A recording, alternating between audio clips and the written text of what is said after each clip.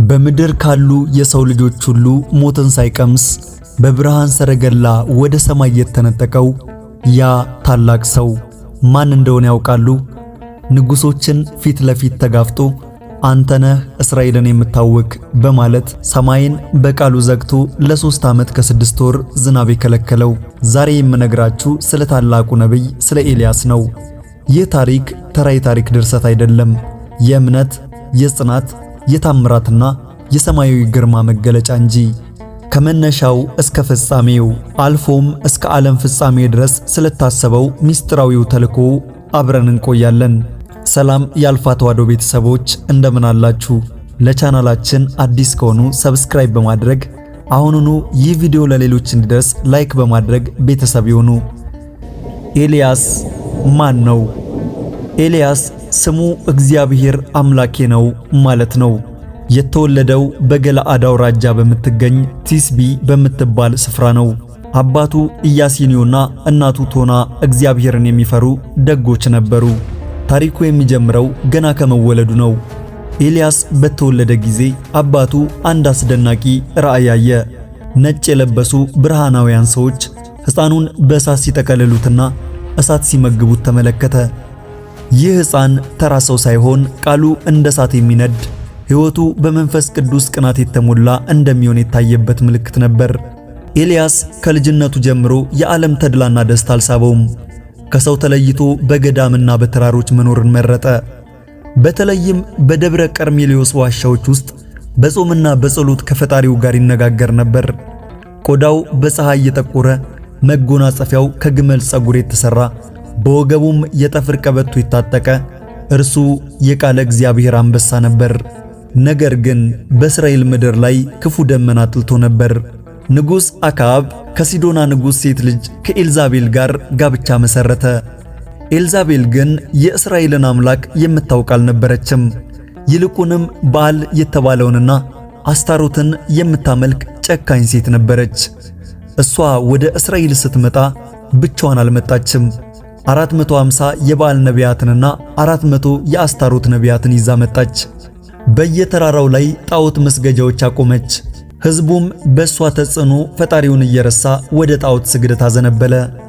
ኤልዛቤል በቁጣ ትእዛዝ ስትሰጥ የእግዚአብሔር መሠዊያዎች ሲፈርሱና የጣዖት ካህናት በደስታ ሲጨፍሩ ይታያል። ምድሪቱ በደም ረከሰች፣ ሰማዩም በጭካኔ ታወረ መሰለ። በዚህ ሰዓት ነበር አንድ ሰው ብቻውን ያለምንም ጦርና ጋሻ በታጠቀው እምነት ብቻ ወደ ቤተ መንግሥቱ የገባው። ኤልያስ በግርማ ወደ አክዓብ ፊት ሲቀርብ በፊቱ የቆምኩ የእስራኤል አምላክ ሕያው እግዚአብሔርን ከአፌ ቃል በቀር በእነዚህ ዓመታት ጠልና ዝናብ አይሆንም አለ። የኤልያስ ቃል እንደ ብረት ጸና፣ ሰማዩ እንደ ናስ ቀላ፣ ምድሪቱም እንደ ብረት ጠነከረች። አንድም የዝናብ ጠብታ አንድም የጠል ዘለላ አልወረደም። ንጉሥ አክዓብና ኤልዛቤል ኤልያስን ሊገድሉት በየቦታው ቢፈልጉትም እግዚአብሔር ግን ወዳጁን የሚደበቅበት ቦታ አዘጋጅቶለት ነበር። እግዚአብሔር ኤልያስን እንዲህ አለው፣ ከዚህ ተነስተ ወደ ምስራቅ ሂድ፣ በዮርዳኖስ ፊት ለፊት ባለው በኮራን ወንዝ አጠገብ ተሸሸግ። እስቲ አስቡት፣ ዓለም በረሃብ ስትታመስ፣ ታላቁ ነብይ ግን ብቻውን በዋሻ ውስጥ ነው። የሚበላው ከየት ያገኛል? እዚህ ጋር ነው እንግዲህ ታምሩ የሚጀምረው። እግዚአብሔር ለሰው ልጆች የማይታዘዙትን ቁራዎች አዘዛቸው። ቁራ በተፈጥሮ ለልጆቹ እንኳን የማይራራ ራስ ወዳድ ወፍ ነው። ነገር ግን ለፈጣሪው ትእዛዝ አደረ። ማለዳ ማለዳ እንጀራና ሥጋ፣ ማታ ማታ እንጀራና ሥጋ ያመጡለት ነበር። ጥሙን ደግሞ ከወንዙ ይጠጣ ነበር። ኤልያስ በሰው ተረስቶ በእግዚአብሔር ታስቦ ኖረ። ጊዜው አለፈ። በምድሪቱ ላይ ዝናብ ስላልነበረ የኮራን ወንዝ ደረቀ። እግዚአብሔርም ኤልያስን ተነስተ በሲዶና አጠገብ ወዳለችው ወደ ሰራፕታ ሂድ፣ በዚያ የምትመግብህ አንዲት መበለት አዝዣለሁ አለው። ኤልያስ በሰራፕታ ከተማ ደጅ ሲደርስ አንዲት በድህነት የተወለገች ሴት እንጨት ስትለቅም ያገኛታል። ፊቷ ላይ ከፍተኛ ሐዘን ይታያል። ኤልያስ ወደ ሴቲቱ ቀርቦ ጥቂት ውሃ አምጪልኝ አላት። ልታመጣ ስትሄድም አንድ ቁራጭ እንጀራ ጨምሪልኝ ብሎ ተጣራ። ሴቲቱ ግን በሐዘን ቆመች። ሕያው እግዚአብሔርን በማሰሮ ካለው ጥቂት ዱቄትና በቡቃያ ካለው ጥቂት ዘይት በቀር ምንም የለኝም። እነሆ እኔና ልጄ በልተን እንድንሞት 2 እንጨት ለቅሜ ላዘጋጅ ነው አለችው። ኤልያስ በማጽናናትና በበረከት ዓይን ሴቲቱን ይመለከታታል። አይዞሽ፣ አትፍሪ፣ ነገር ግን አስቀድመሽ ለኔ ትንሽ እንጀራ አድርገሽ አምጪልኝ። እግዚአብሔር በምድር ላይ ዝናብ እስኪያዘንብ ድረስ የዱቄቱ ማሰሮ አይጎድልም፣ የዘይቱን ቡቃያ አያልቅም አላት። ሴቲቱ በታዛዥነት እንጀራውን ስታዘጋጅ ማሰሮው ውስጥ ያለው ዱቄት ሳይታሰብ ሲሞላና ዘይቱ ሲትረፈረፍ በግርምት ትመለከታለች። ያለችውን ጥቂት ነገር ለነብዩ በመስጠቷ ቤቷ በበረከት ተሞላ። ለ3 ዓመት ገደማ የሚሆን የረሃብ ዘመን በቤቷ ውስጥ ምግብ አልታጣም። ይህ ታዛዥነትና የልግስና ትልቅ ምስክር ነበር። ኤልያስ በዚህ አላበቃም። ሞትን ድል ያደረገ ጸሎት፣ የሕፃኑ የዮናስ ትንሣኤ። ድንገት በቤት ውስጥ ጩኸት ይሰማል። የመበለቲቱ ልጅ በድንገት ታሞ መተንፈስ አቁሞ ይታያል። ሴቲቱ ልጇን አቅፋ ስታለቅስ ኤልያስ ወደ ክፍሉ ይገባል። ነገር ግን ፈተናው በዚህ አላለቀም። የመበለቲቱ ልጅ በድንገት ታሞ ሞተ። እናቲቱ በሐዘን ተውጣ የእግዚአብሔር ሰው ሆይ ኃጢአቴን ታሳስብ ዘንድ ልጄንም ትገድል ዘንድ ወደ እኔ መጥተሃልን? ብላ አማረረችው። ኤልያስ ሕፃኑን ወስዶ በአልጋው ላይ አጋደመው። በሕፃኑም ላይ 3 ጊዜ ተኝቶበት ወደ እግዚአብሔር ጸለየ። አምላኬ ሆይ የዚችን መበለት ልጅ ነፍስ መልስላት ብሎ ጮኸ። የሕፃኑ ደረት መተንፈስ ሲጀምር ዓይኖቹን ሲገልጥና ተነስቶ ሲቀመጥ ይታያል። ብርሃን ክፍሉን ይሞላዋል። ተአምር ሆነ። ነፍሱ ተመለሰች።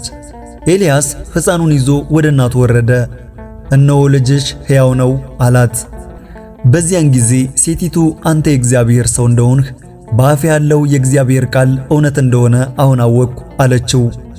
ይህ ሕፃን ወደፊት ታላቁ ነቢይ ዮናስ እንደሚሆን ይናገራል። ከ3 ዓመት ከ6 ወር በኋላ እግዚአብሔር ኤልያስን ሂድና ለአካብ ታይ አለው። ዝናብ ሊዘንብ ቀርቧል። ነገር ግን ከዚያ በፊት ማን እውነተኛ አምላክ እንደሆነ ለመላው እስራኤል መታወቅ ነበረበት። ኤልያስ መላው ሕዝብና የጣዖት ካህናቱ በደብረ ቀርሜሎስ እንዲሰበሰቡ አዘዘ። መላው ሕዝብ ከተሰበሰበ በኋላም ኤልያስ ወደ ሕዝቡ ቀረብ ብሎ በኃይለኛው ድምፅ ሲናገር እንዲህ አለ። እስከ መቼ በሁለት ሐሳብ ታነክሳላችሁ? እግዚአብሔር አምላክ ከሆነ እርሱን ተከተሉ፣ በዓለም አምላክ ከሆነ እርሱን ተከተሉ። ሕዝቡ ዝም አለ። ኤልያስም ድርድሩን አቀረበ። እናንተም መስዋዕትን አቅርቡ፣ እኔም አቀርባለሁ። እሳት ሳይነካው በጸሎት እሳት ከሰማይ ወርዶ መስዋዕቱን የሚበላ እርሱ እውነተኛ አምላክ ነው አላቸው። ሕዝቡም መልካም ነው ብሎ ተስማማ። የበዓል ነቢያት በመሠዊያቸው ዙሪያ መስዋዕታቸውን ማቅረብ ጀመሩ። ሲጨፍሩ ራሳቸውን በጩቤ ሲሰነጥቁና ደማቸውን ሲያፈሱ ይታያል። ፀሐይ ቀጥ ብላ አናት ላይ ነች። ከጠዋት ጀምሮ እስከ ቀኑ 6 ሰዓት ድረስ የበዓል ነቢያት በዓል ሆይ ስማን እያሉ ጮኹ። ነገር ግን ድምፅ የለም። ኤልያስ ግን በፌዝ እንዲህ ይላቸው ነበር። አምላክ ነውና ድምፃችሁን ከፍ አድርጉ። ምናልባት ተኝቶ ይሆናል ወይ ለጉዞ ወጥቷል። እስከ ማታ ድረስ ራሳቸውን ቢጎዱም መልስ የሚሰጥ አምላክ አልነበረም። ጣዖት ከንቱ መሆኑን ምድሪቱ ሁሉ አየች። ፀሐይ ልትጠልቅ ስትል ኤልያስ የተሰበረውን የእግዚአብሔርን መሠዊያ በ12 ድንጋዮች ሲሰራ ይታያል። በመሠዋዕቱ ዙሪያ ቦይ ቆፍሮ ውሃ እንዲፈስበት ያደርጋል። ውሃው መሠዊያውን አጥለቅልቆታል። ኤልያስ ሆን ብሎ በመሠዋዕቱ ላይ ውሃ አስፈሰሰ። ታምሩ ከጥርጥር በላይ እንዲሆን ፈለገ። ፀሐይ ልትጠልቅ ስትል ኤልያስ ወደ መሠዊያው ቀርቦ እጆቹን ወደ ሰማይ ዘረጋ። ኤልያስ በጸጥታና በእምነት መጸለይ ይጀምራል። የአብርሃም የይስሐቅና የእስራኤል አምላክ ሆይ አንተ በእስራኤል ላይ አምላክ እንደሆንህ እኔም ባሪያህ እንደሆንሁ ዛሬ ይታወቅ። ይህ ሕዝብ ልቡን ወደ አንተ ይመልስ ዘንድ ስማኝ አለ። በድንገት ሰማዩ ተከፍቶ ታላቅ የእሳት ነበልባል እንደ መብረቅ ይወርዳል። እሳቱ መሥዋዕቱን፣ እንጨቱን፣ ድንጋዮቹን አልፎም በቦዩ ውስጥ ያለውን ውሃ ላሰችው። መሬቱም በብርሃን ተሞላ። ሕዝቡ ይህን ሲያይ በግንባራቸው ተደፍተው እግዚአብሔር እርሱ አምላክ ነው ብለው ጮኹ። የበዓል ነቢያት ተሸነፉ። የጥፋት ሥርዓታቸውም በዚያው ቀን አበቃ። ኤልያስ ወደ ተራራው ጫፍ ወጥቶ ፊቱን በጉልበቶቹ መካከል አድርጎ ሲጸልይ ደቀ መዝሙሩ ወደ ባህሩ ሲመለከት እሳቱ ከወረደ በኋላ የቀረው ዝናብ ነበር። ኤልያስ ደቀ መዝሙሩን ወደ ባህሩ ተመልከት አለው። 6 ጊዜ ምንም አልታየም። በሰባተኛው ጊዜ ግን ደቀ መዝሙሩ እነሆ የሰው ልጅ የምታክል ትንሽ ደመና ከባህር ትወጣለች አለ። ሰማዩ በፍጥነት ይጠቁራል፣ ከባድ ነፋስ ይነፍሳል። ከዚያም ለ3 ዓመት ተኩል ናፍቆት የነበረው ዝናብ በኃይል ይወርድ ጀመር። ዝናቡ ወረደ፣ ምድሪቱ ረካች። አክዓብ በሰረገላው ሲሸሽ፣ ኤልያስ ግን የእግዚአብሔር እጅ ስለነበረችበት ከሰረገላው ቀድሞ ሮጠ። ነገር ግን ይህ ድል ኤልዛቤልን የበለጠ አስቆጣት። ኤልያስ ስለ እግዚአብሔር ክብር ብቻ ሳይሆን ስለ ድሆች ፍትህም ይቆም ነበር። አክዓብ የናቡቴን የወይን ቦታ ቢመኝም ናቡቴ የርስት መሬቴን አልሰጥም አለው። ኤልዛቤል ግን በሸፍጥ ናቡቴን አስገደለችው። አክዓብ መሬቱን ሊወርስ ሲሄድ ኤልያስ በፊቱ ቆመ። ገደልኸው ደግሞም ወረስከው በማለት ንጉሡን ገሰጸው። በኤልዛቤልና በአክዓብ ላይ የሚመጣውን ቅጣትም ተነበየ። ኤልያስ ለገዢዎች የማይመች ለእውነት ግን ሕይወቱን የሰጠ ነቢይ ነበር። ታሪኩ አሁን ወደ መጨረሻው ምዕራፍ ሳይሆን ወደ አዲሱና ወደማያልቀው የክብር ምዕራፍ እየተሸጋገረ ነው። የኤልያስ አገልግሎት በምድር ላይ ሊፈጸም ሲቃረብ እግዚአብሔር ለወዳጁ ያዘጋጀው ስንብት ከሰው ልጆች አእምሮ በላይ ነበር። ኤልያስ እየተጓዘ ነው። ከኋላው አንድ ወጣት በቆራጥነት ይከተለዋል። መንገዱ ረጅም ነው። ከጌልጌላ ወደ ቤቴል፣ ከቤቴል ወደ ኢያሪኮ። ኤልያስ የሚለይበት ጊዜ እንደደረሰ ያውቅ ነበር። አብሮት የነበረውን ደቀ መዝሙሩን ኤልሳን እግዚአብሔር ወደ ቤቴል ልኮኛልና እባክህ እዚህ ቆይ ይለዋል። ኤልሳ ግን እንዲህ ሲል መለሰ፣ ሕያው እግዚአብሔርን በነፍስህም እምላለሁ ካንተ አልለይም አለው። 3 ጊዜ ኤልያስ ሊያስርቀው ቢሞክርም ኤልሳ ግን እስከ ሞት ወይም እስከ መነጠቅ ድረስ ታማኝ ነበር። ይህ የፍቅርና የተጋድሎ ጉዞ ነበር። ሁለቱ ነቢያት የዮርዳኖስ ወንዝ ዳርቻ ላይ ቆመዋል። ወንዙም ሞልቶ ይፈሳል።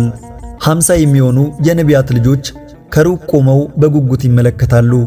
ኤልያስ መጎናጸፊያውን አወለቀ፣ ጥቅልል አድርጎም ውሃውን መታው። በዚያን ጊዜ ወንዙ ለሁለት ተከፈለ። ልክ ሙሴ ቀይ ባህርን እንደከፈለ ኤልያስም ዮርዳኖስን በደረቅ ምድር ተሻገረ። ተአምራቱ እስከ መጨረሻው ሰከንድ ድረስ አብረውት ነበሩ። ወንዙን ተሻግረው ሲሄዱ ኤልያስ ቆም ብሎ ኤልሳን ይመለከተዋል። ኤልያስም ኤልሳን ካንተ ሳልወሰድ በፊት ምን እንዳደርግልህ ትፈልጋለህ አለው። ኤልሳ በልመና መንፈስህ በእኔ ላይ 2 እጥፍ ይሆን ዘንድ እለምንሃለሁ አለው። በድንገት ሰማዩ ይተረተራል። ከሰማይ የወረደ ከባድ ብርሃን አካባቢውን ይውጠዋል። ከፍ ያለ የነፋስ ሽውሽውታ ድምፅ ይሰማል። እየተነጋገሩ ሲሄዱ እነሆ የእሳት ሰረገላና የእሳት ፈረሶች በሁለቱ መካከል ገቡ። ኤልያስም በአውሎ ነፋስ ወደ ሰማይ ወጣ። ኤልሳ ይህንን ሲያይ አባቴ ሆይ አባቴ ሆይ የእስራኤል ሰረገላና ፈረሰኞቹ እያለ ጮኸ። ኤልያስ ወደ ሰማይ እየራቀ ሲሄድ መጎናጸፊያው ከላይ ትወርዳለች። ኤልሳ መጎናጸፊያውን አንስቶ ወደ ወንዙ ይመለሳል። ኤልያስ ሞትን አልቀመሰም። እንደ ሄኖክ ሁሉ እግዚአብሔር ወደ ብሔረ ሕያዋን ወሰደው። መጎናጸፊያው ግን ለኤልሳ ቀረች። ይህም የሥልጣንና የበረከት ርስት ነበር። ታሪኩ በዚህ አላበቃም። ኤልያስ ወደ ሰማይ ከተነጠቀ ከብዙ ዓመታት በኋላ በደብረ ታቦር ተራራ ላይ ከጌታችን ጋር ታየ። ለምን? ሙሴ ከሙታን ወገን፣ ኤልያስ ደግሞ ካልሞቱት ወይም ከሕያዋን ወገን መጥተው ክርስቶስ የሕያዋንና የሙታን አምላክ መሆኑን መሰከሩ። ኤልያስ አሁንም በክብር አለ። የዓለም ፍጻሜና የኤልያስ ተልኮ። ሰማዩ ወደ ቀይነት ይቀየራል። ዓለም በጭንቅ ውስጥ ትገባለች። ጸረ ክርስቶስ ሐሰተኛው መሲህ ምድርን ሲያስጨንቅ ይታያል። በድንገት ከሰማይ 2 ሰዎች ይወርዳሉ። የቤተ ክርስቲያን ሊቃውንትና መጽሐፍ ቅዱስ እንደሚነግሩን ኤልያስ ገና ወደ ምድር ይመለሳል።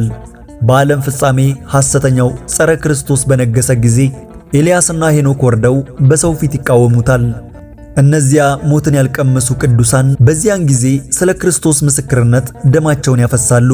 ኤልያስ ሞትን ቀምሶ ትንሣኤን አግኝቶ ለዘላለማዊ ክብር ይበቃል። ውድ ተመልካቾች፣ የነቢዩ ኤልያስ ታሪክ የኃይል ታሪክ ነው። በክፉ ዘመን ውስጥ ብቻውን የቆመ ለድሆች የጮኸ እሳትን ከሰማይ ያወረደ ታላቅ አባት። ከእርሱ የምንማረው አንድ ነገር አለ። ዓለም ሁሉ ወደ ጣዖትና ወደ ክፋት ቢያዘነብልም እኛ ግን እንደ ኤልያስ ለእውነት እንቁም። ያን ጊዜ እግዚአብሔር በቁራዎች ይመግበናል፣ በመበለት ቤት በረከትን ያዘንብልናል፣ በመጨረሻም በክብር ሰረገላ ያሳርፈናል። ታሪኩ ገና አላበቃም። ይልቁንም ወደ ጥልቁ የነገረ መለኮትና ወደ ምስጢራዊው የቅዱሳን ዓለም እንገባለን። ኤልያስ ወደ ሰማይ ከተነጠቀ በኋላ የት ሄደ? ከኤልሳ ጋር የነበራቸው መንፈሳዊ ትስስርስ ምን ይመስል ነበር? የሚሉትን ነጥቦች በዝርዝር እንመለከታለን። የኤልያስ በረከት በኤልሳ ላይ 2 እጥፍ ሆነለት። ኤልሳ የኤልያስን መጎናጸፊያ ይዞ ዮርዳኖስ ወንዝ ዳርቻ ላይ ቆሟል። ፊቱ ላይ ሐዘንና መጋደል ይታያል። መጎናጸፊያውን አንስቶ ውሃውን ሲመታ ይታያል።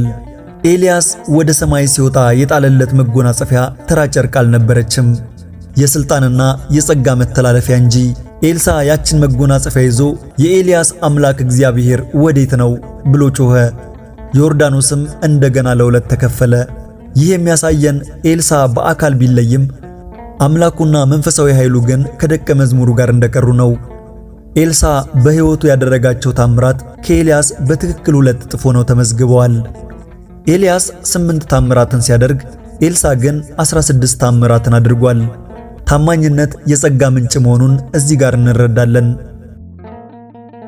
ብሔረ ሕያዋን የኤልያስ መቆያ በብርሃን የተከበበች እጅግ ውብ የሆነችና ሰው የማይደርስባት ገነት መሰል ስፍራ። ቅዱስ ሄኖክና ነቢዩ ኤልያስ አምላክን በዝማሬ እያመሰገኑ ይኖሩባታል። ብዙዎች ኤልያስ ወደ ሰማይ ሄደ ሲባል የት ነው ያለው ብለው ይጠይቃሉ። እንደ ቤተ ክርስቲያን ትምህርት ኤልያስ ያለው ብሔረ ሕያዋን በሚባል ስፍራ ነው። ይህ ቦታ እግዚአብሔር ቅዱሳኑን ለጊዜው የሚያቆይበት፣ ሞትና በሽታ የሌለበት ሰላማዊ መኖሪያ ነው። በዚህ ስፍራ ኤልያስና ሄኖክ ለዘመናት ሳይሞቱ ቆይተዋል። የሚመገቡትም መና ሰማያዊ ነው ይባላል። ይህ ቦታ በምድርና በሰማይ መካከል ያለ ለሰው ልጅ አእምሮ ረቂቅ የሆነ ምስጢራዊ ዓለም ነው። የኤልያስና የዮሐንስ መጥምቅ መንፈሳዊ አንድነት። ዮሐንስ መጥምቁ በዮርዳኖስ በረሃ ሲሰብክ መልኩና አለባበሱ ከኤልያስ ጋር እጅግ ይመሳሰላሉ።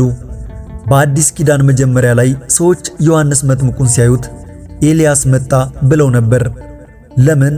ዮሐንስ እንደ ኤልያስ የግመል ጸጉር ይለብስ ነበር፣ በበረሃ ይኖር ነበር።